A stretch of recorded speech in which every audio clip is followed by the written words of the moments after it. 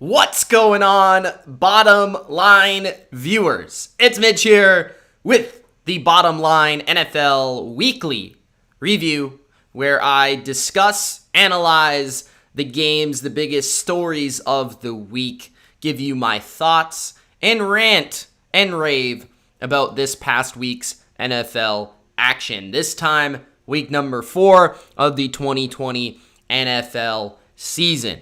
Before we get started here on the bottom line, make sure you do Gronk spike the like button and subscribe to the Bottom Line View if you haven't already for more NFL videos and weekly NFL reviews just like this. Also, comment your opinion, comment your thoughts, whether you're here live with me or you're watching this after the fact. Let me know your thoughts on week number 4 of the 2020 NFL season. All right, so week number 4 is gone. We had a kind of a very strange week 4 in terms of the health of the NFL. Of course, Cam Newton was out this week. The Tennessee Titans and the Steelers had to postpone their game as well. So we really got our first glimpse of what the NFL could look like if they have to postpone games because of the current state of the world right now. How is that going to impact down the road? How is that going to impact some matchups down the line? Is that actually going to make it more exciting for us as fans if some of these games are moved to different weeks?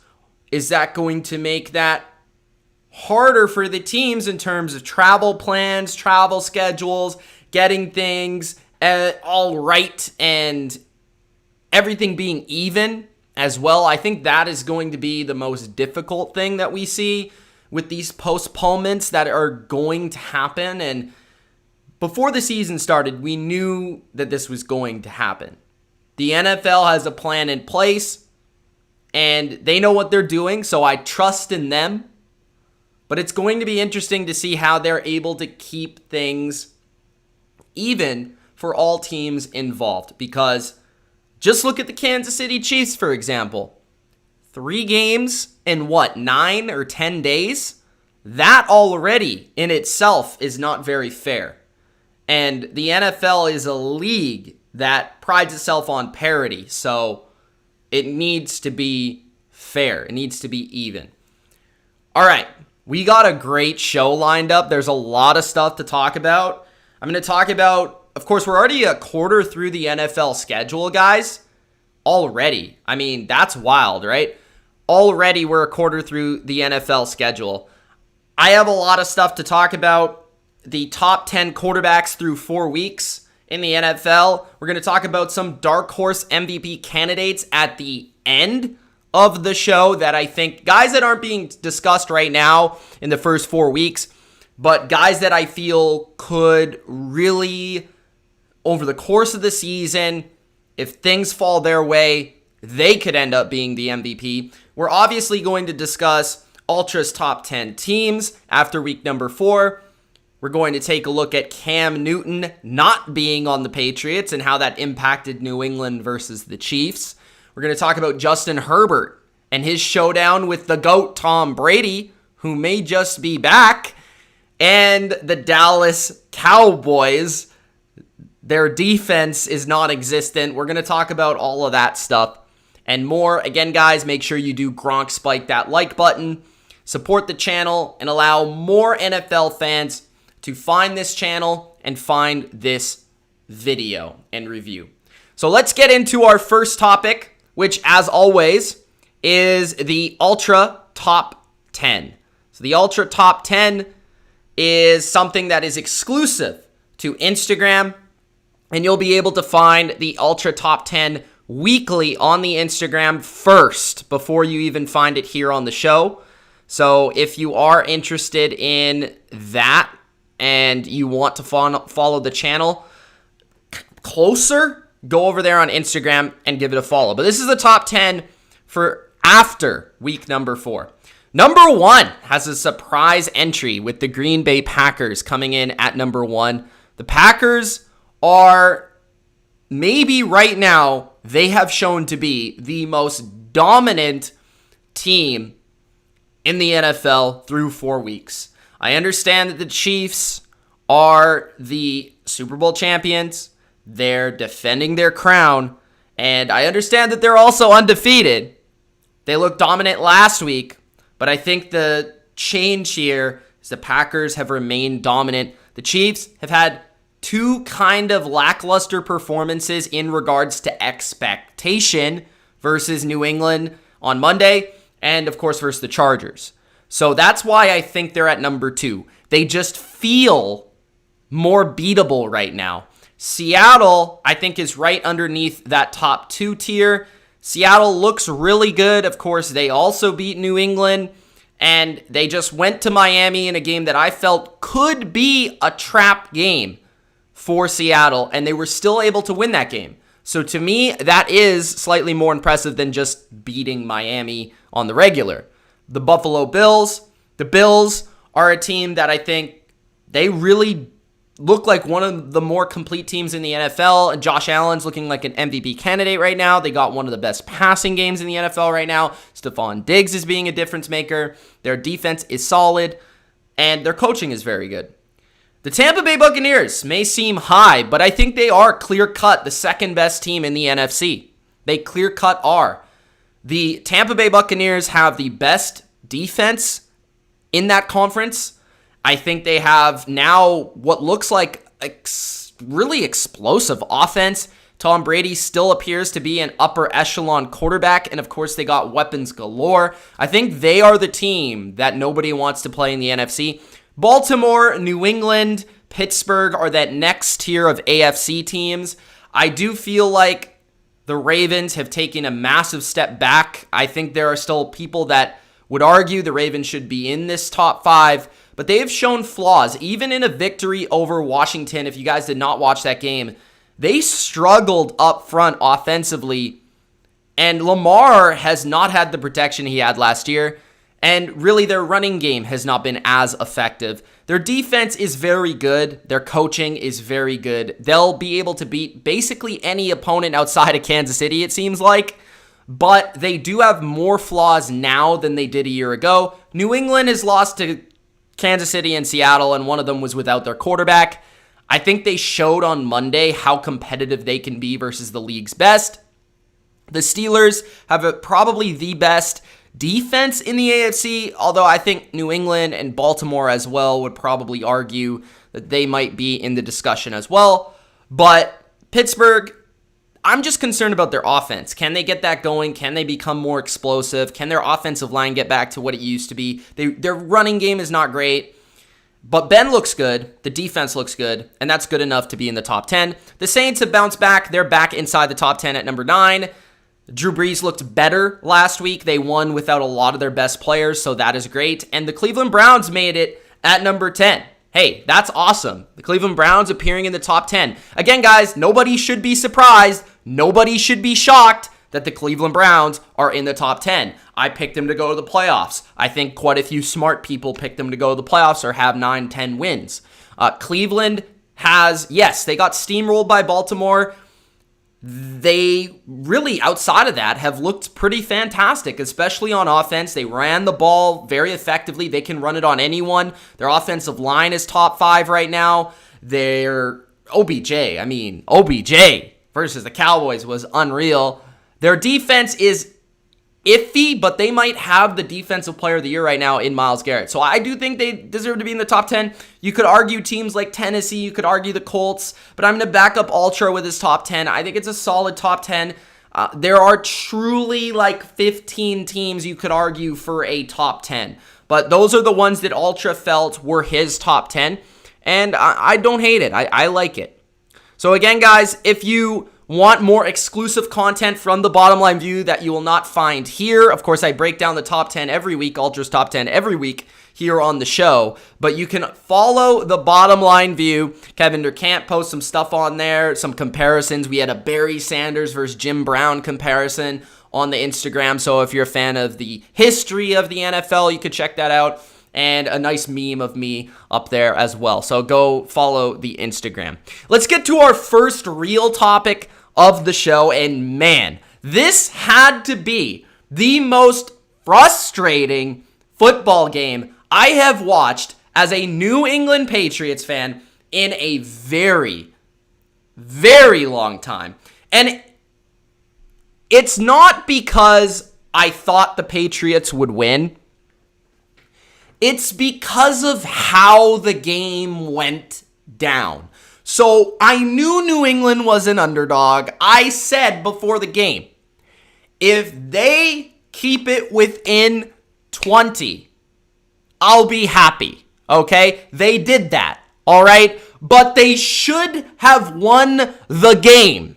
All right? The Patriots, with adequate quarterback play, would have beat the Super Bowl champion Chiefs and would be 3-1 right now.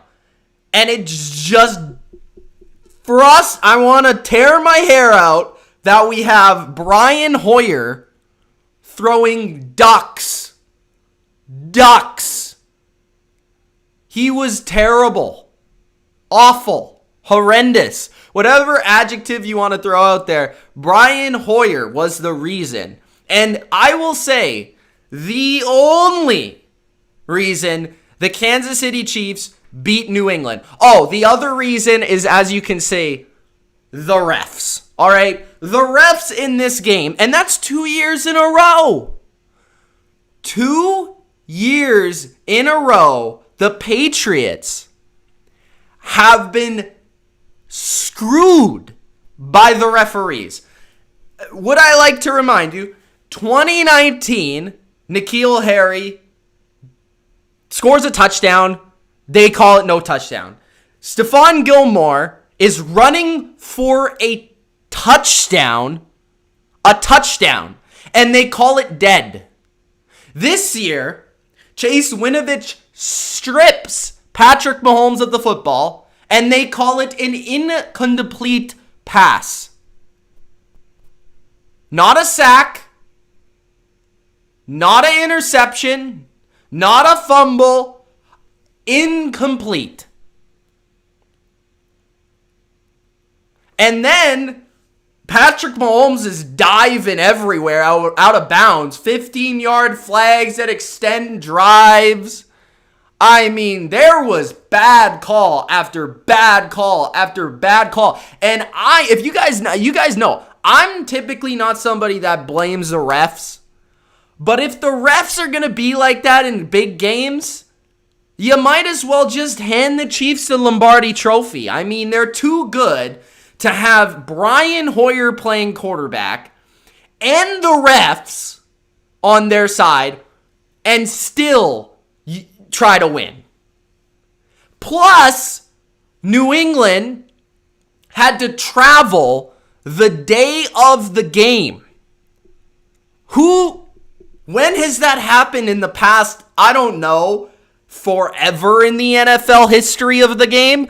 When does any team travel on the day of the morning of the game and play a primetime Monday Night Football game on the road? Why didn't they at least allow New England one more day to travel?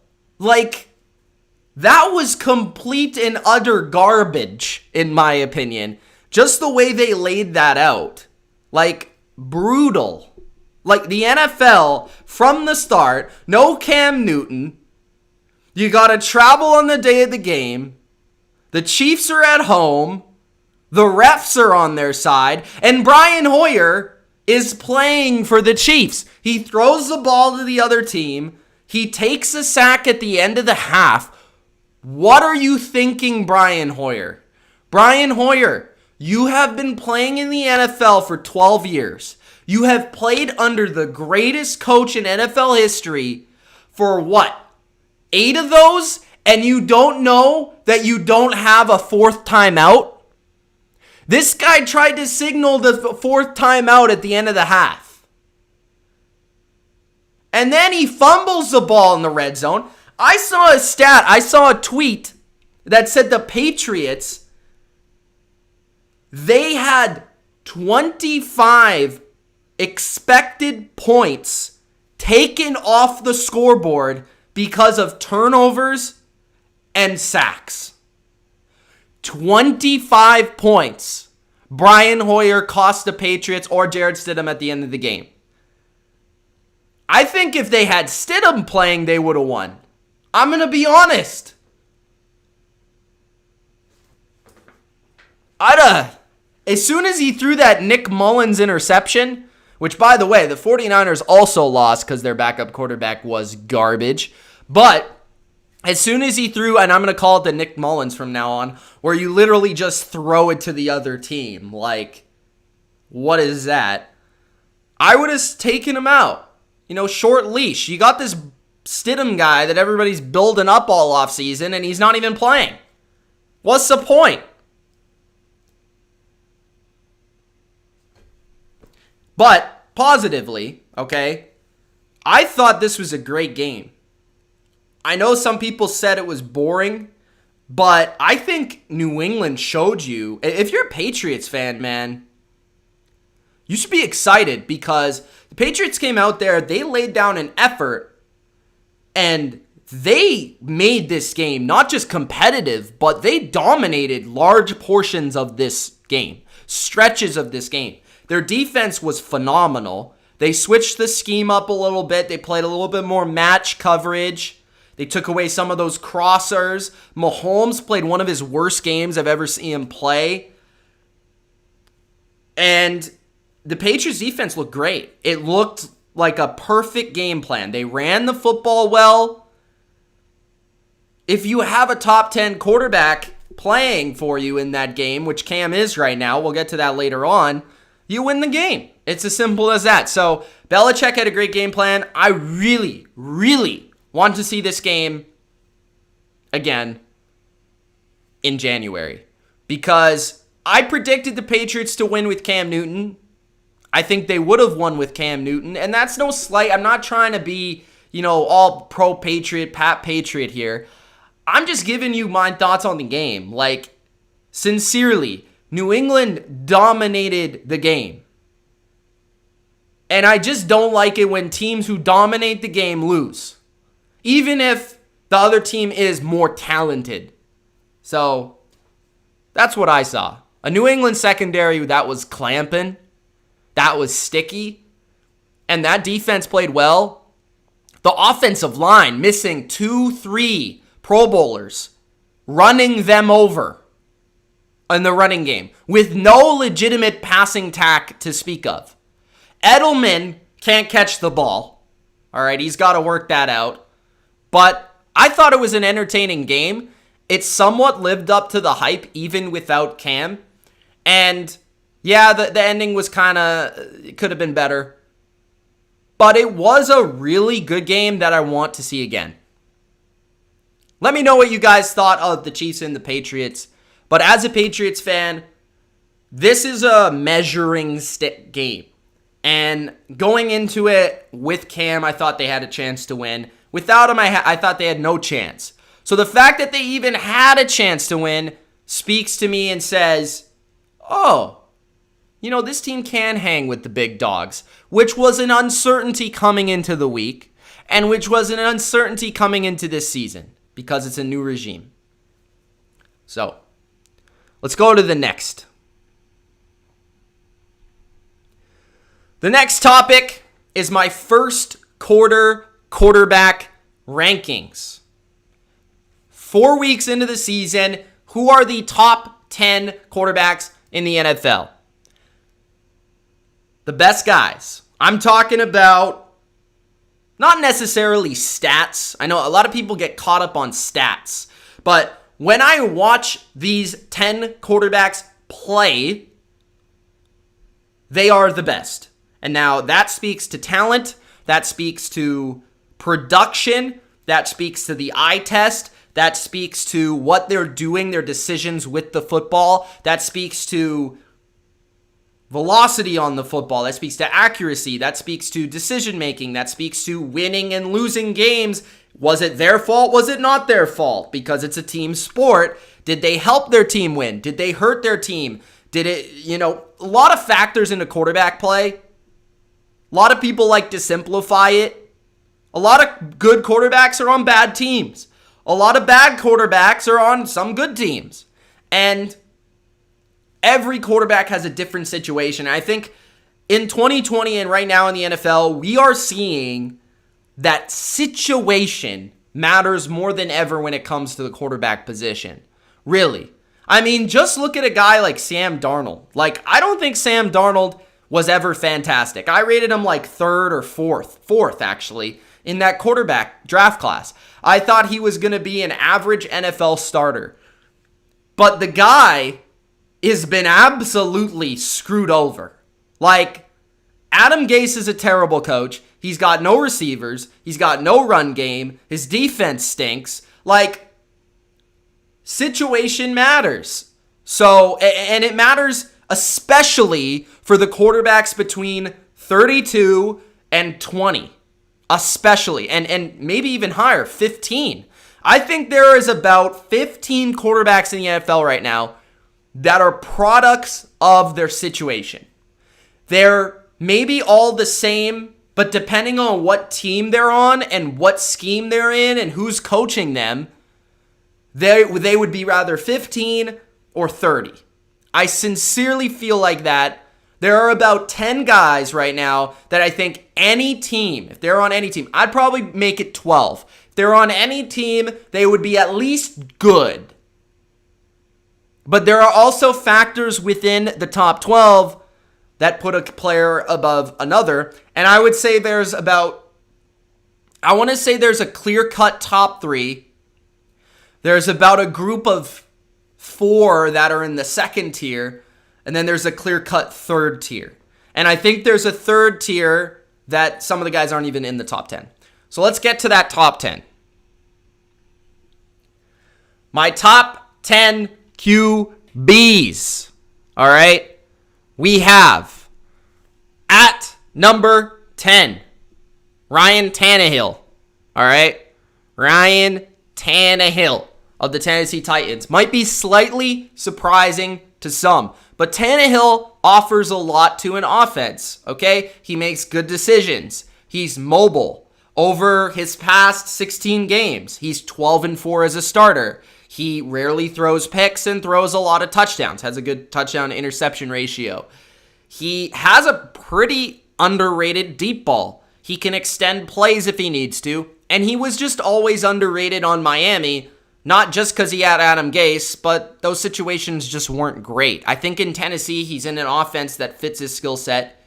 The guy has been putting up the numbers, winning the games. You have to give him a respect to a certain degree. Now, there are a couple quarterbacks I don't have on this list that I think you could throw at number 10. I think you could put Ben. I think you could put Ryan in there as well, and I wouldn't be mad at you, but Tannehill, I do believe deserves, just right now, the way he's been playing over these past 16 games, deserves to be here.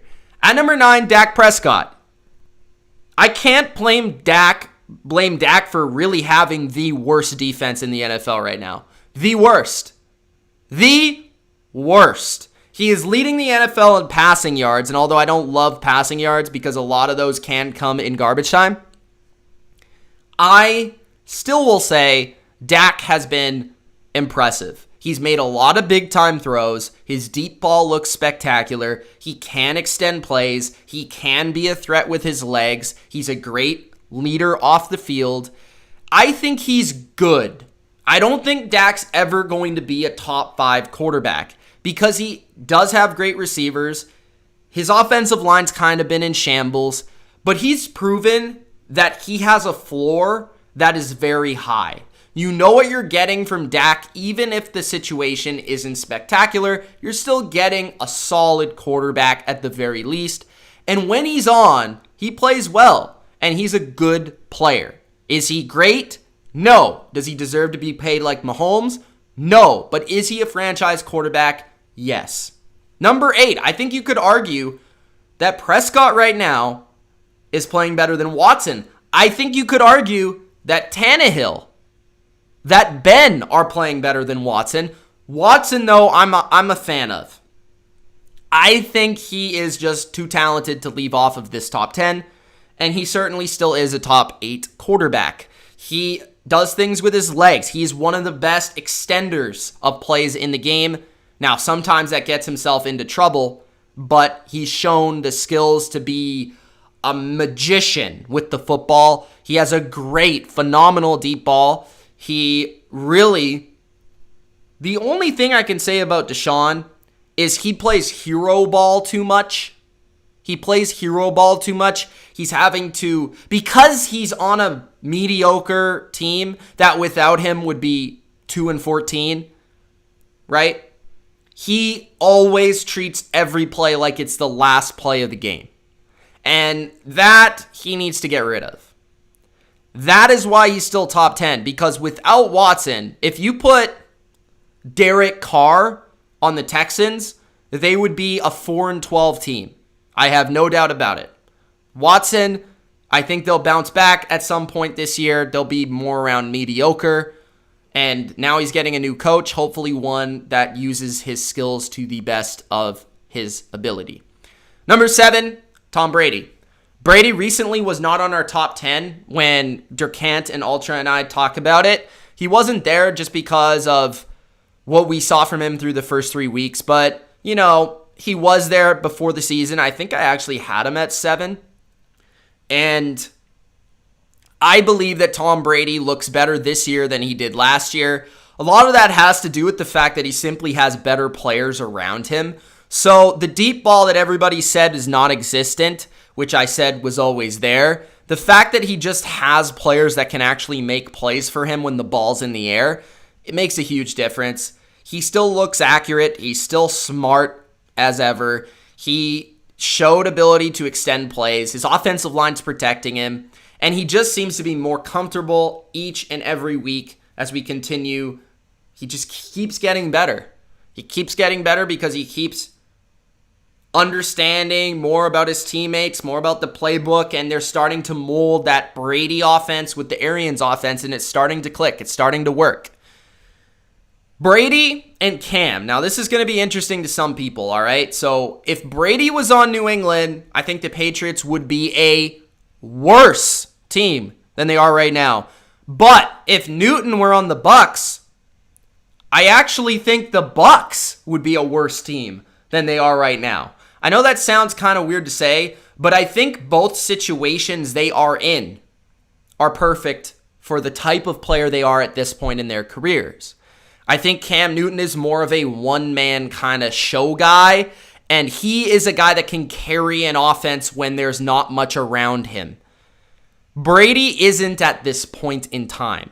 He is a great driver. He's a great kind of guy that can get the best out of great players around him.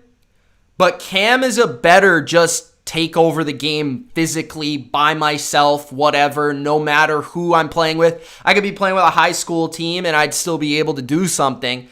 Brady is going to be better with the great roster. And that's kind of how I feel about both of them right now.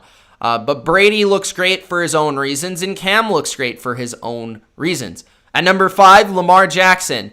Lamar has slid. I do have my concerns, and I think you could argue right now, at this moment, Cam and Brady might be playing better than Lamar. The thing I have with Lamar here is, okay, his receivers aren't great, his offensive line isn't fantastic, but he's been inaccurate as well.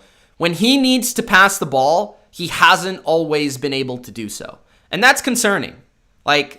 You can't be an elite quarterback without the ability to pass your team out of bad situations. Yes, you can run all you want, but when you need to pass, can you do it even with lackluster talent? And Lamar just he's inconsistent. It's not that he can't do it, it's just inconsistent. But he's so electric with what he can do as a runner, as an athlete, and he is saving that offensive line right now that he belongs in the top 5.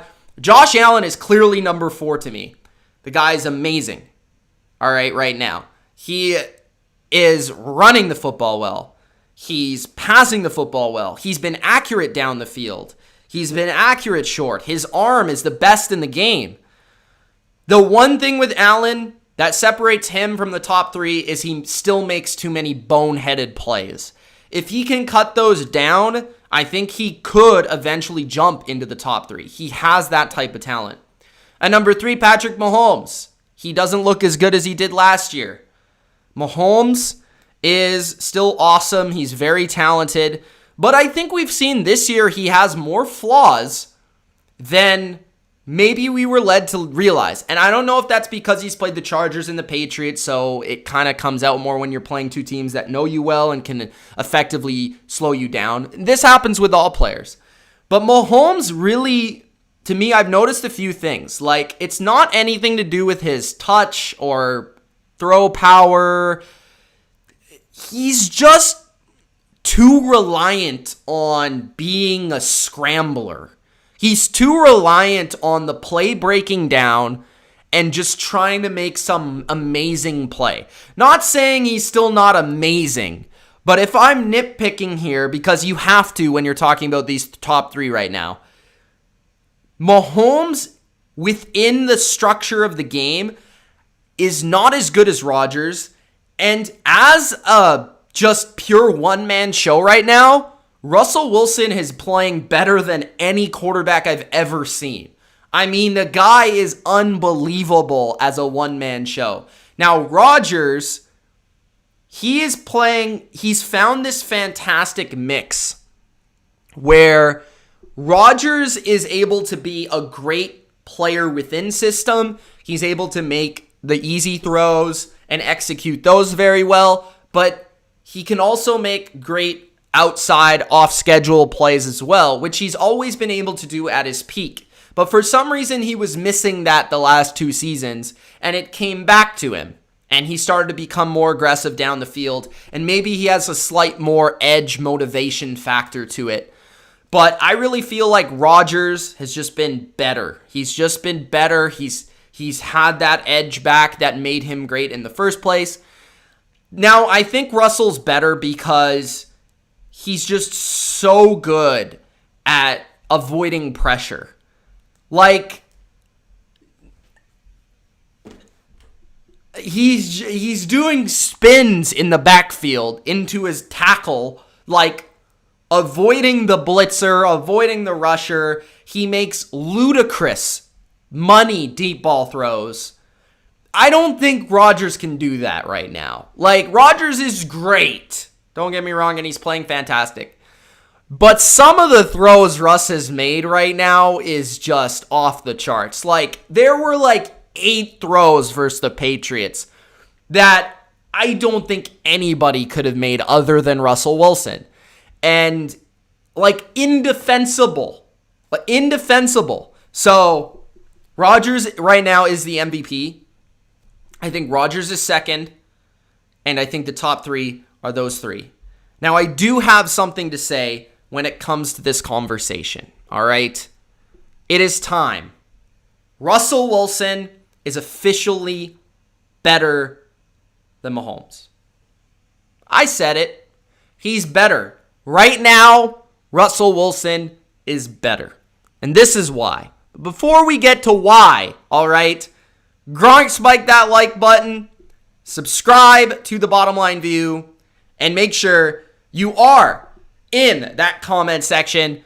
Leave your opinion in the comment section. Who is better, Russell Wilson or Patrick Mahomes? Who is playing better right now? Not last season, not 2018, not 3 weeks ago. Right now. Bodo Winter, the GOAT, with the super chat. I highly appreciate this, Bodo. I'm going to add you to the broadcast for the peeps at home. All right. Bodo, 1999. He says, will the Steelers ever play again? Hello. Just answering that question. Yes, they'll play this week. And Bodo, I think you'd like to know that I've already bet on the Steelers to win that game. So I think they're going to come out victorious. He says, Dak is definitely number 4 Okay, you're pretty high on Dak then. He says Brady is 10 maybe. Newton is 9. Yeah, way too much Patriots bias going on. I'm surprised you don't have Jimmy up there for no reason. All right, Boda, thank you for the super chat. And to respond to your comment, actually, this is interesting you brought up with Jimmy. Jimmy isn't great, okay? He's not top 10. But you can clearly see that the Niners are better with Jimmy Garoppolo. Like, for as much as we want to get on the guy for missing some throws in the Super Bowl and, having a rough week 1, all that, he's still a quality quarterback. He's not top 10, but he's quality, and he makes the Niners a better football team. He just does. And clearly, Kyle Shanahan is a much better coach with him than without him. So there is, at a certain point, something to be said about that. Like, at a certain point, that matters. All right?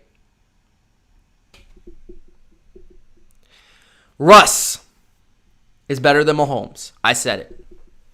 Russ is better than Mahomes. Why is Russ better than Mahomes? Just take a look at their performances versus the New England Patriots. That's really as simple as I can lay it out for you. As simple as I can lay it out for you. Russell Wilson was phenomenal versus the Patriots. Patrick Mahomes was less than good. He was average at best versus the Patriots. Now, I don't know what it is, but that's the one guy I don't want the Patriots to play, Russell Wilson. He is, because he just makes magic happen. And like I said, in that game, he makes the dumbest throws that even when the coverage is 100%, he's still going to complete it. And there's going to be not just one, not just two, probably like 4 or 5 of those in one game. And he's doing that on a consistent basis. Not only that, he is very smart. He does not turn the ball over. And the thing about Russ is, he doesn't need all of this. I mean, Mahomes has a lot. Like, Russ has a lot. He has Metcalf and Lockett, okay? But Mahomes has Hill, Hardman, Robinson. What else he got? Watkins, Kelsey, first-round running back, Andy Reid, Eric Bieniemy. Like, how many guys do you need? Plus, Chiefs are actually an adequate defense. Like, they're average, I would say. The Seahawks are trash. They've given up the most passing yards in the first 3 games in NFL history. That's how bad they are. And Russell Wilson's coming out here and he's 4-0. That is MVP. Your defense is garbage. Your offensive line is below average. And you still are balling. Mahomes has escaped versus a rookie quarterback who did not know he was playing, and Brian Hoyer.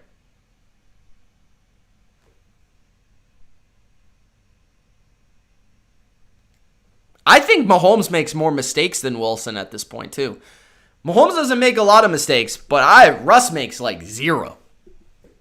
Like 0.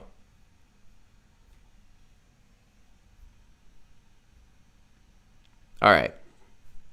What's the next topic?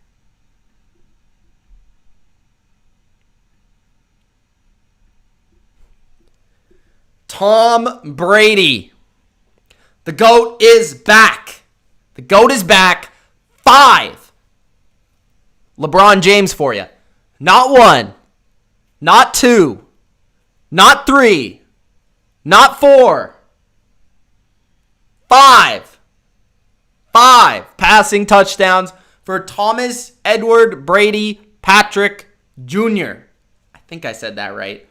Tom Brady, man, He looked good on Sunday. And I think all the haters after the pick six, they were out in full force.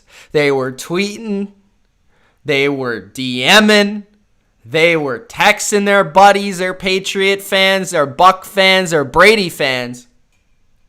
And then they all went right back into that bush where they came from, man. Oh my goodness, this man was just dotting people. Dots everywhere. Like, I have not seen Tom Brady take that many deep shots in years. Years. And not just deep shots, but perfect, pinpoint deep shots. On the money. There was like 3 drives in a row where the Bucks, I swear to you, go back and watch the game. Brady did not attempt to pass below 20 yards through the air. Not completed 20 yards on a screen pass, on a dump off. 20 yards in the air, every pass, 3 straight drives. That's what Tom Brady was doing in the second half. He comes back, I think it was the second biggest margin that the Bucks have ever been down in the history of their franchise.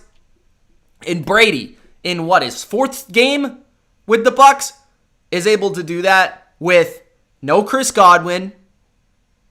Scotty Miller's questionable. Mike Evans is playing on one leg, who played phenomenal for a guy on one leg. The defense was getting lit up by a rookie. And Tom Brady is just chucking. And he's delivering.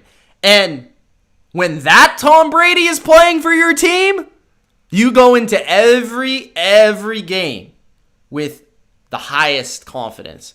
Because you know that Tom Brady can win any game versus any opponent, even when he's losing by multiple scores. So if Brady can continue to play like that, you add Chris Godwin in there. I know they lost O.J. Howard, which is unfortunate.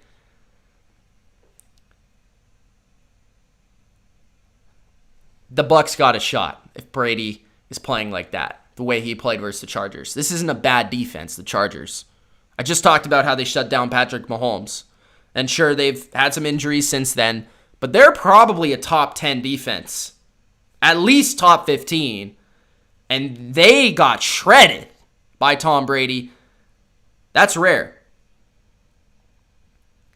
On the flip side, while that was excellent to see, it was also excellent to see not just a 43-year-old doing what he did, but a young kid, man. A young kid balling out. I'm talking about Justin Herbert.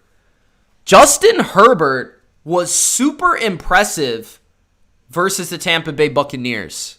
Super impressive. He's been impressive for the last couple of games he's played. He was impressive versus the Chiefs. He was solid versus the Panthers. He's probably better than solid. But versus the Bucks, this kid's got it. He's got it. And I had him just below Burrow in my quarterback rankings. And this was another classic case of the media driving a narrative that makes 0 sense. Herbert is big. Herbert is fast. Herbert has a huge arm. Herbert is accurate. And that would be the analysis coming out of college as well. But somehow he's a bust candidate?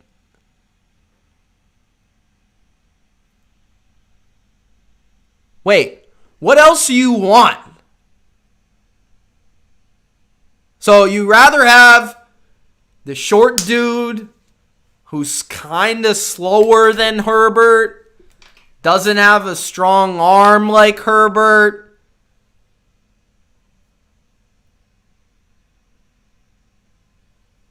I just don't understand. Like, this is the same as Josh Allen. Again. Like, why were people... Like, people are surprised that Justin Herbert comes out and just is balling. Like, the dude could play. I was like, watch him play. And he's got every trait physically that you want. And the offense was very bare bones at Oregon. And he didn't really have great talent around him. Let's not act like he played for one of the top teams. Georgia, Alabama, any of that, Ohio State. He played for Oregon, okay? Like, and what I mean by he balled out versus the Bucs, Todd Bowles blitzed him over and over and over again, and Justin Herbert stood in the pocket, tall, calm, and confident, and delivered deep balls on the money, down the field. Typically, rookie quarterbacks struggle versus the blitz. They struggle versus pressure. Justin Herbert did not give 1 ounce of care. He was just sitting there and like, I'm big and I got a cannon and I'm just going to sit here and I'm going to throw the ball down the field 50 yards to this guy named Guyton or something like that. And we're going to score a touchdown. And then I'm going to escape the pressure to the left. I'm going to throw it on the run and pick up first downs. And I've been impressed with Herbert because of his poise under pressure, because he's played very good teams thus far, and he's played very well, and he's lived up to the challenge. He hasn't just folded under pressure. A lot of rookie quarterbacks, they would be in the same situation, and they would look a lot worse, and nobody would blame them. But Herbert's playing amazing under the circumstances, and the guy is already playing like a top 20 quarterbacks in the NFL. Joe Burrow, on the other hand, I'm not really trying to talk about him for a while. He's already top 15. There's no doubt about it. Joe Burrow is winning games while getting sacked 8 times on the Bengals. So, Herbert, Burrow, they both look amazing. I think they're both going to be very good. Billy O, he's gonzo. Billy O's gone. This kind of was surprising, though, because Bill E.O. has been pretty successful as the Texans coach. Not GM, but coach. Like, I don't think he's had a losing season outside that one season where Deshaun was a rookie and he got injured. Outside of that year, Billy O was successful. He went to the playoffs. He took Brock Osweiler to the playoffs. I think Billy O is a solid football coach. Now, where he absolutely ruined his chances was he became the full man in charge. And I just think, from everything that's been reported, now I don't know Bill O'Brien personally, it seems like the guy's got a pretty big head, ego, and he's pretty bipolar. So that is not a good thing when you're the GM. You can't just trade your bet like a top 3 receiver in the NFL because you didn't like him on one day. All right? You can't do that. And you can't just trade him for a running back who's old and is not very good. So, Billy O, I still believe, is a decent football coach. But as a GM, he ruined his chances, he ruined his career, and he will no longer be the Texans head coach. Now, I think he will get a job elsewhere, probably as some sort of offensive coach, and then maybe make his way up as a head coach once again, or maybe somebody will hire him as a head coach. I'm not exactly sure. Now, one recommendation I would give for the Texans is 2 guys, all right? Josh McDaniels and Nick Caserio, all right? I don't want to lose these guys,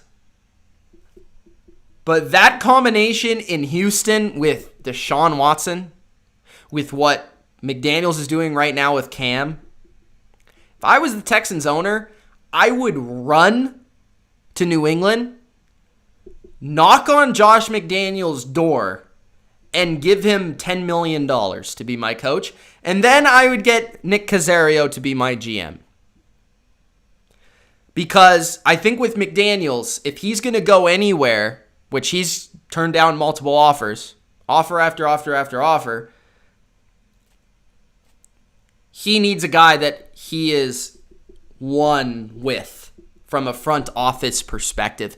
Because what happened in Denver was he was too young, he was too immature, and he tried to handle too much all at once. He was like 36 or whatever. He was super young, and he tried to be the GM and the head coach and everything, and he had Kyle Orton, and it just fell apart. So I think for him, the second time around, he wants it to be perfect. Now, I know I see a lot of people saying Eric Bieniemy. Bieniemy does deserve a job, and I don't mind that. But I am more skeptical of Bieniemy than other people just because of every single time we bring up the Chiefs offense, the conversation starts with Mahomes and Andy Reid. Not Mahomes and Bieniemy. Bieniemy and Mahomes. Reid, Bieniemy, Mahomes. No. It's Mahomes, Reid, Hill, Kelsey, Edwards-Helaire, Watkins, Mitchell Schwartz, and then it's Eric Bieniemy all the way over there on the left side of the corner. All right? So, while I think the guy deserves a chance, he's had great success, and Andy Reid coaches have been very successful, I personally would rather hire Josh McDaniels. Now, I think that he will probably get a shot at some point this offseason. I think he's going to go somewhere. It could be Houston. Maybe it will be Houston. And I actually think the personnel in Houston, for him to run his offense, makes a lot of sense. So I think he would love to go there because he has a quarterback that's kind of similar to Mahomes. He has Will Fuller. He has Brandon Cooks. He has speedy receivers, Kenny Stills, so that could work. He would need to rebuild the defense completely, up to the GM, though. Who are they going to hire a GM? That's probably more important, to be honest with you. So, yeah, Billy O, Gonzo. We'll see if he gets another job. The Dallas defense. We got no D in Dallas.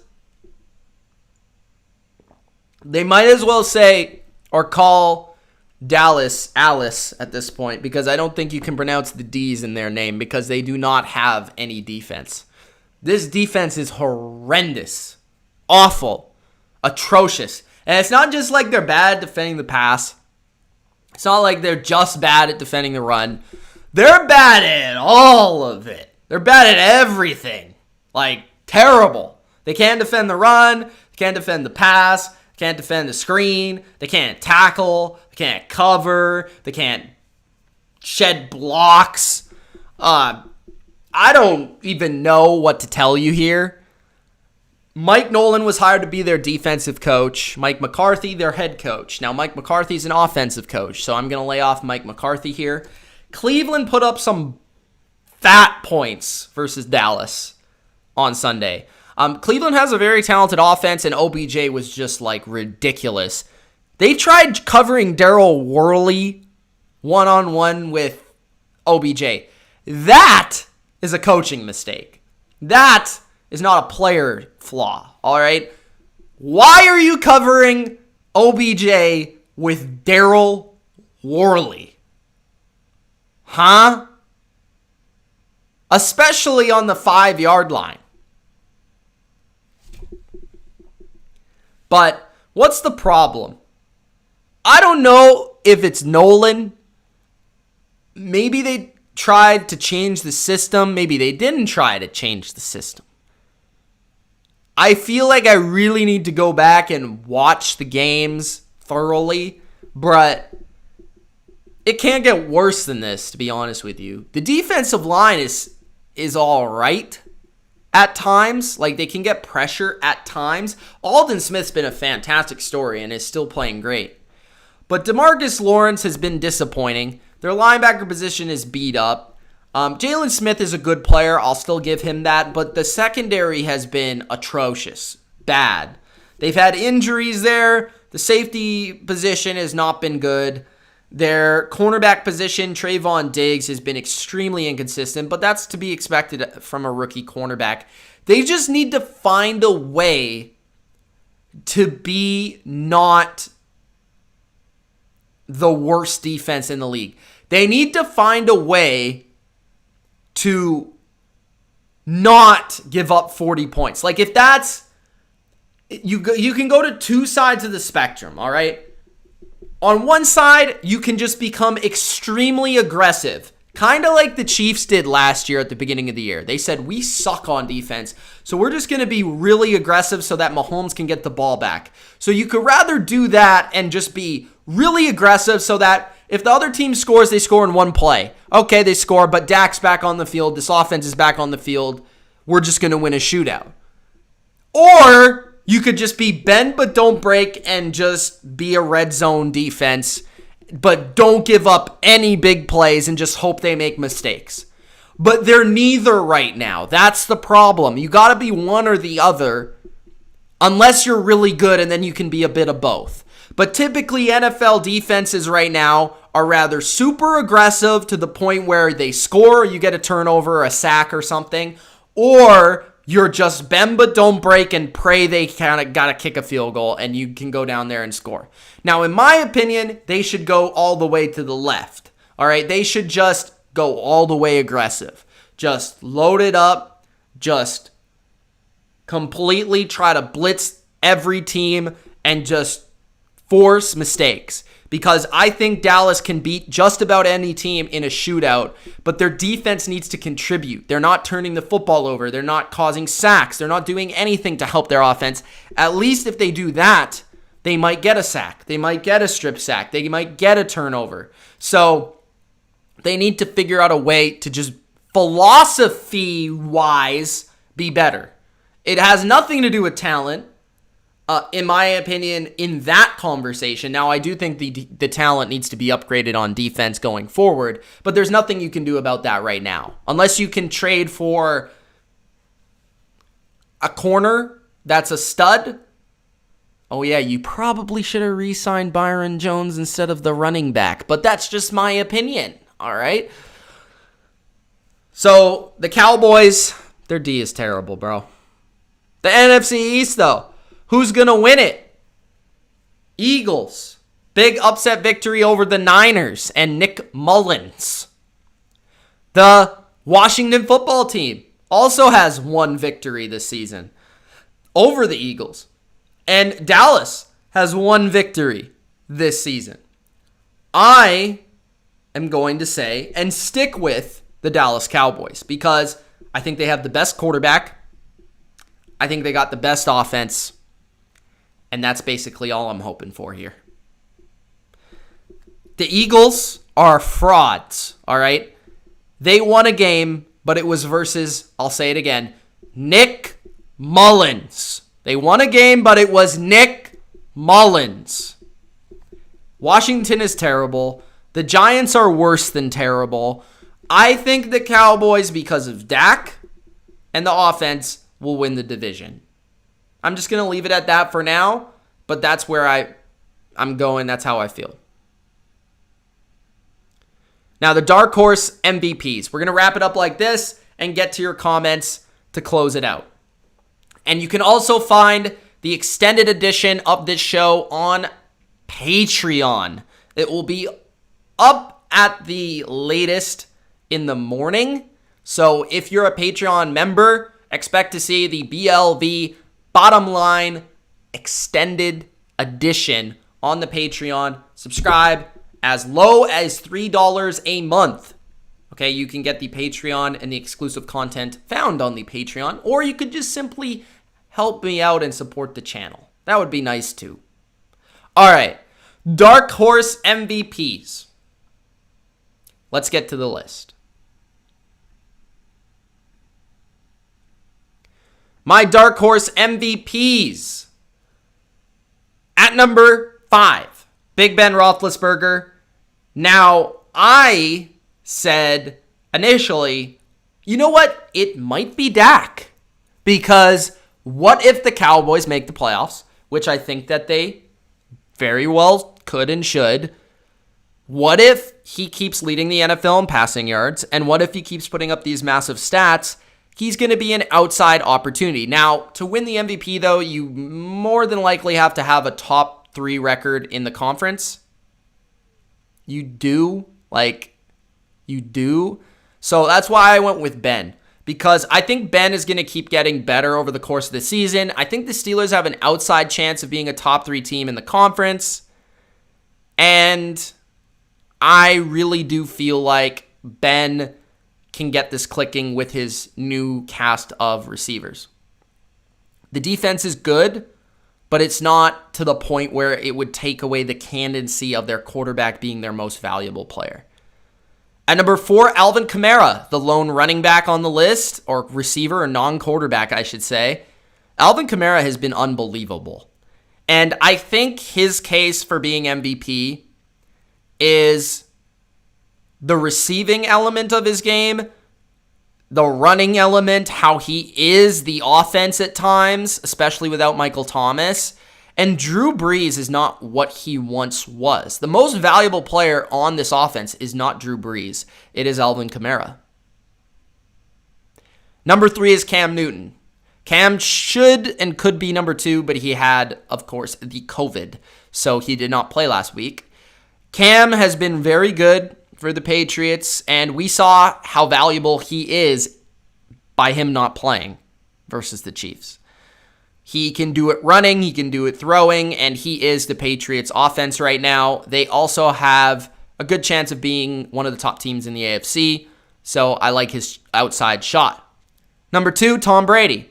I think the Bucs have a really good chance of being the number 1 seed in the NFC. They do. So for that reason, I think Tom Brady is going to be looked at and say, whoa, this quarterback, this guy, this legend, this GOAT took the Bucs to 12-4. So if that happens, Brady is gonna be in the MVP conversation. This is Tom Brady. People love Tom Brady. They love to talk about Tom Brady. Even if he's not like the best player in the league, he's gonna get MVP votes because people are gonna see him and Tampa Bay, 43 years old. It's a narrative award, and Brady has great narratives as well as popularity. Josh Allen at number 1. Now, Josh Allen doesn't have great narratives, okay? A lot of people think he still sucks for some reason, and he plays in Buffalo. So it's tough to really sell you on a narrative. Like Rodgers and Wilson, they have way better narratives. Josh Allen is just playing out of his mind.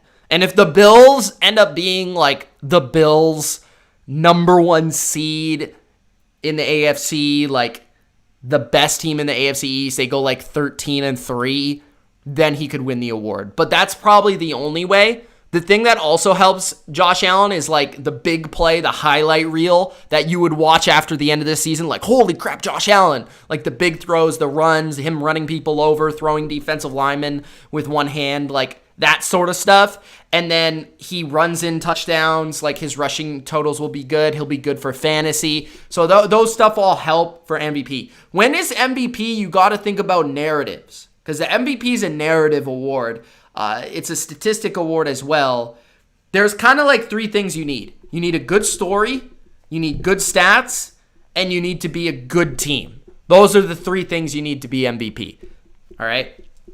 So that is where I'll leave it for the bottom line, week number 4. Let's get to some comments, and then I'll leave you guys. I got to go do something right after this. So make sure you do check out the Patreon, $3 a month. Check that out. Also, follow us on Instagram where we post some exclusive content. So, guys, let's get to those comments. If you guys have any questions, just overall observations, let me know in the comments and we'll get talking here. So, Tom says Patriots backup QBs could make a great blooper highlight reel. Mahomes says Nick Mullins is ass. No cap.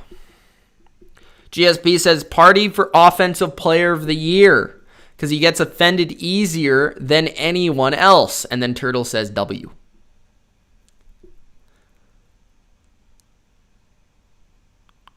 Ultra says, yo.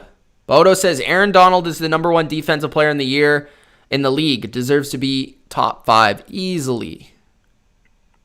Ultra says Tampa 13-3. Somebody said Jalen Ramsey's actually MVP. Was that opium? Bill O'Brien to the Lions. Yuck. Bill O'Brien to the Jets would be amazing. Why does a C on Cam Newton's jersey mean captain or Corona? I think it means both. What did Party do now?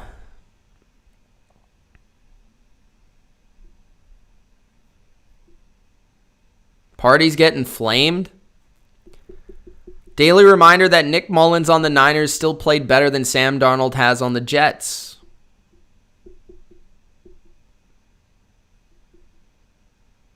Thoughts on Kansas City's defense? It's solid. I think it's slightly above average.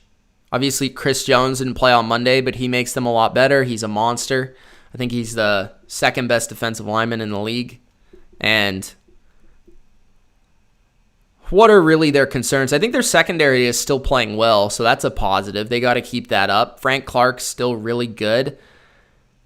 I think the concern really with the Chiefs is like when teams are able to control the ball and run on them. Like as long as they can shut down the run on a consistent basis, they're going to be a very difficult team to beat. And I think with their defense, they just need to be very complementary to their offense because their team is about their offense.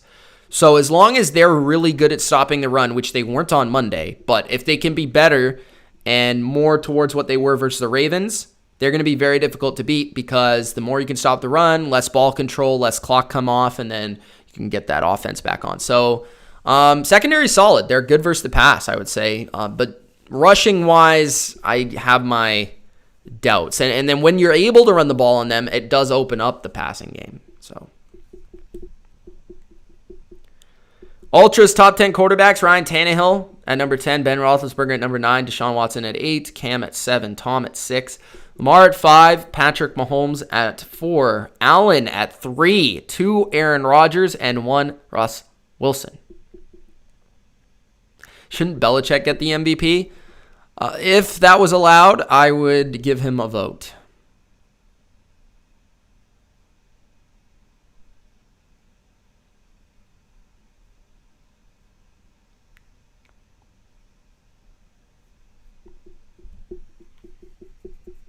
The chat's been crazy today, guys. What the heck's going on, man? Oh, guys, also join Discord. If you're not in Discord, join Discord. Thoughts on the Falcons? They suck. That's my thoughts.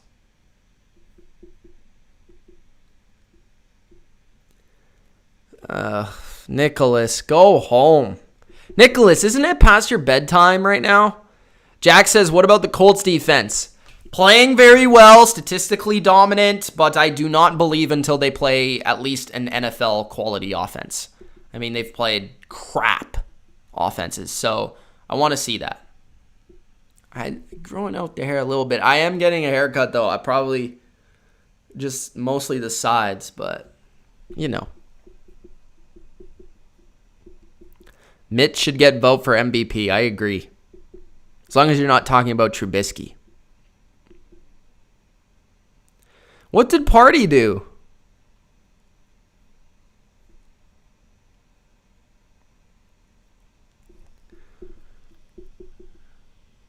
Falcons were trash on Monday Night Football? Yeah, not surprising. Oh, the Nick Gill sound effect. Yes. You are an absolute dummy. You guys hear it?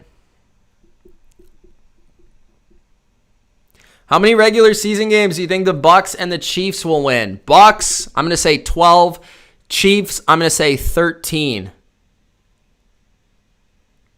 See you, Bodo.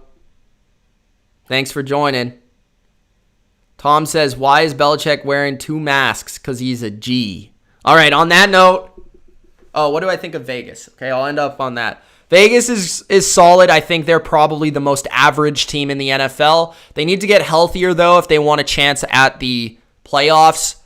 Their offensive line, their running game, and Darren Waller can give a lot of teams fits, but their defense is still very bad. So that's kind of my thoughts. Derek Carr is also the most average quarterback in the NFL.